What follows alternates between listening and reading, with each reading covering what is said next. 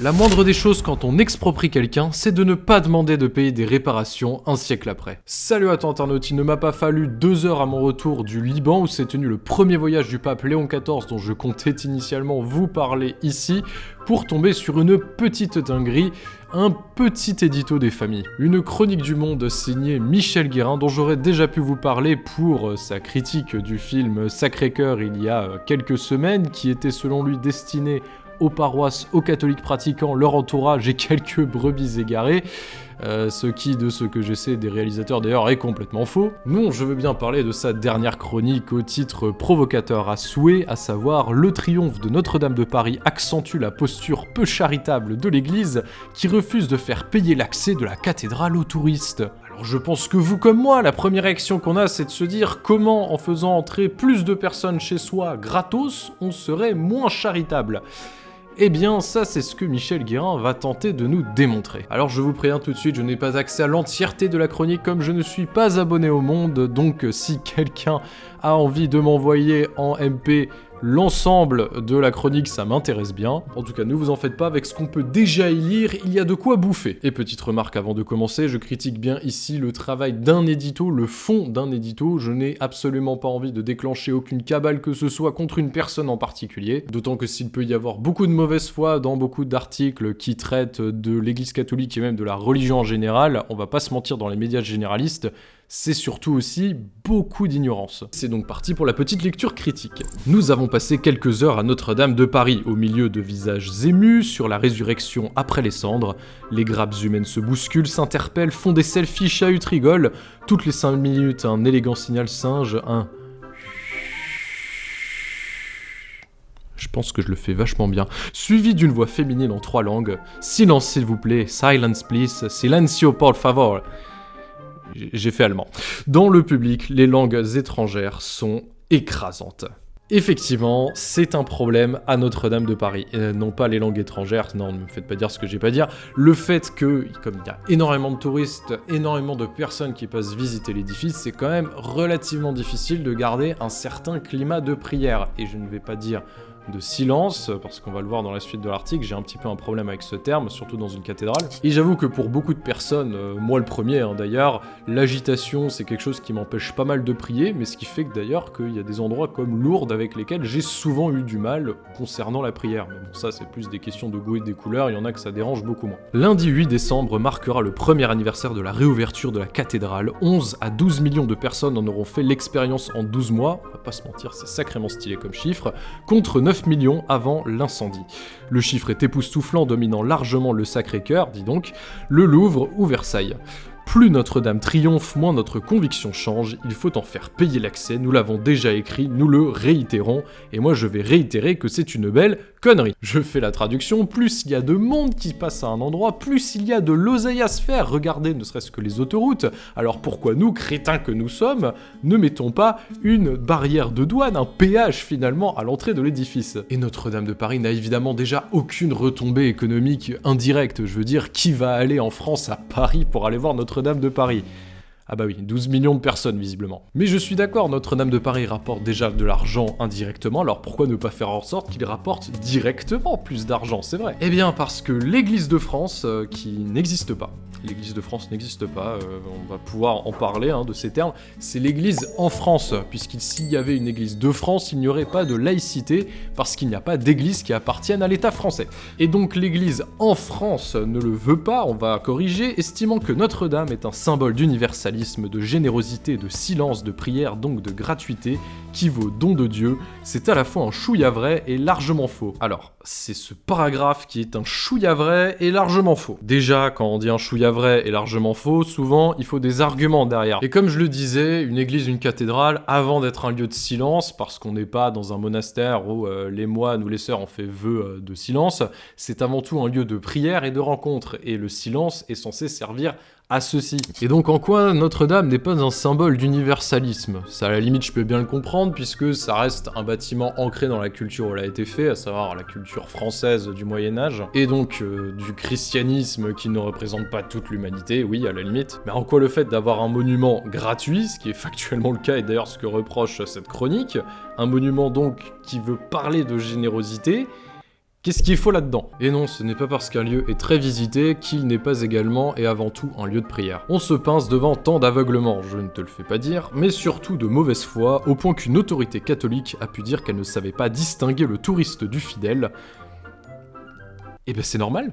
Enfin, je veux dire, il n'y a pas le touriste d'un côté et le fidèle de l'autre. Et d'ailleurs, vu la pratique religieuse en France, je serais pas étonné que les touristes soient d'ailleurs plus croyants en pourcentage que les Français qui visitent Notre-Dame de Paris. Ce serait assez drôle d'avoir des stats là-dessus. Alors non, on ne peut pas distinguer les deux, c'est complètement idiot. Des paquets d'églises en Espagne ou en Italie y arrivent très bien, surtout quand le bâtiment est à leur charge et que l'argent manque, faisant payer les premiers tout en conservant de larges moments de prière. Et ça, c'est un sophisme hyper employé, vous le voyez autour de vous. Ça se fait chez les voisins, alors pourquoi pas chez nous? Vous remarquerez que cet argument n'est jamais utilisé pour ce qu'il devrait être, à savoir d'avoir des exemples, des cas pratiques sous la main qui nous permettent de voir si, avec des années de recul, c'est effectivement une bonne chose de faire payer l'entrée des églises, en écoutant à la fois les opposants et ceux qui sont partisans. Non, on l'utilise toujours comme un argument d'autorité un peu bidon, à savoir que par exemple, si l'Espagne le fait, c'est que c'est sûrement intelligent, alors on devrait le faire nous-mêmes. Mais que ça marche qu'avec les pays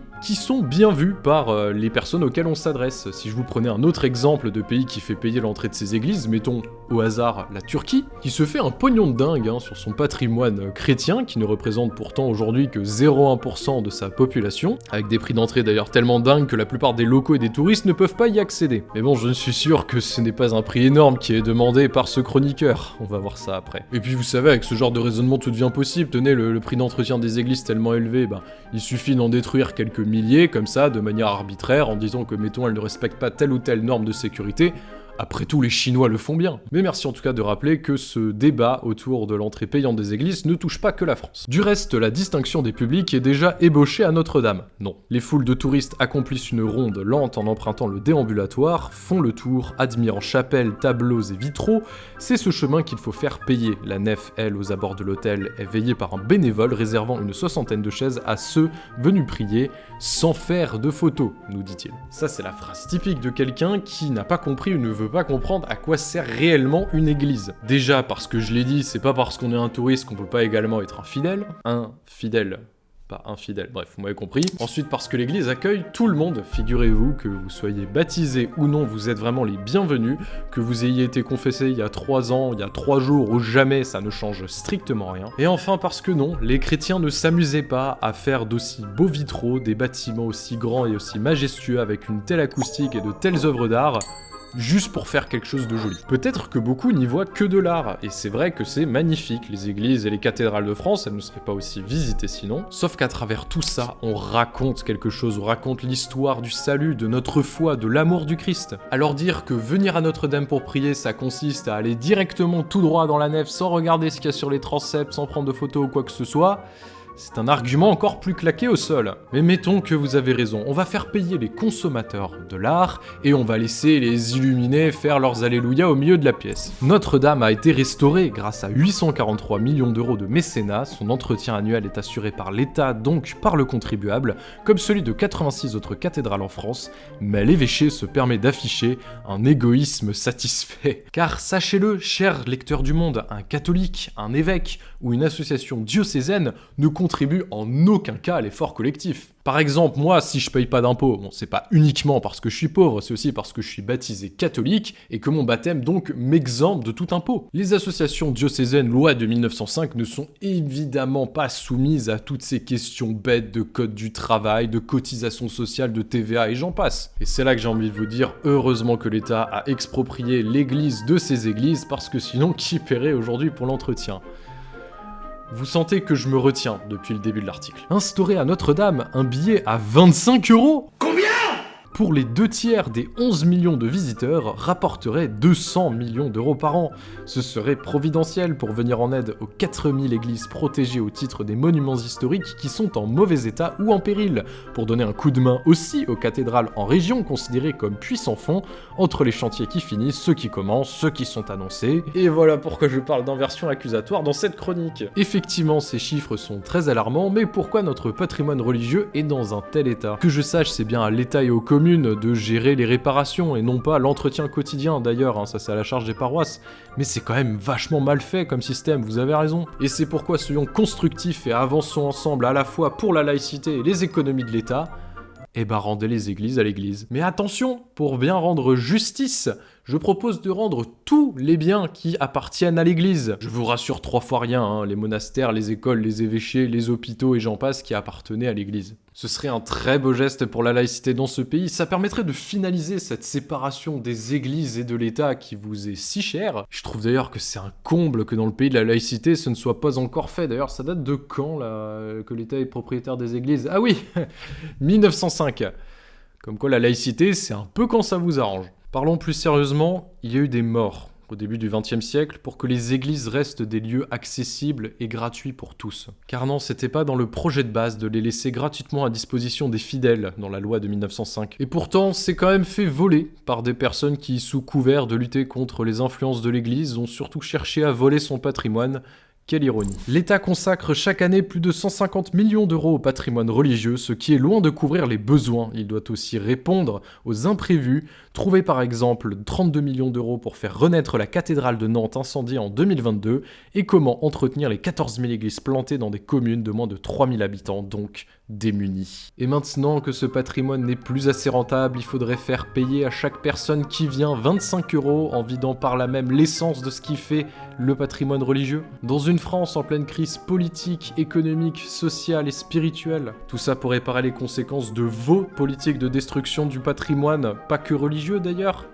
Et ce serait nous les égoïstes. Si vous tenez tant au patrimoine religieux, chers journalistes du Monde, faites des dons. Mettons par exemple 25 € pour le nombre de fois où vous êtes allé à Notre-Dame de Paris. Notre-Dame restera gratuite. Car si cette cathédrale devait devenir payante pour une personne qui vient admirer le travail de la nation d'hier et d'aujourd'hui, avec les restaurations qui ont eu lieu récemment, alors je pense que cet édifice ne serait plus digne de porter ni le nom de cathédrale, ni celui de Notre-Dame. Car une mère ne te fera jamais payer l'entrée de chez elle, même pour aider l'État à réparer ses manquements. Et si cette vidéo t'a plu, n'hésite pas à faire passer le message en la partageant pour lutter contre les pressions médiatiques qui voudraient nous forcer à rendre payant l'accès à nos églises et à nos cathédrales et ainsi à travestir la foi chrétienne. Dans un pays qui se dit démocratique, nous devons être capables de faire entendre notre voix et notre avis. Il faut se faire entendre, montrer que nous sommes plus nombreux que ceux qui voudraient faire de la maison de notre mère une maison de commerce.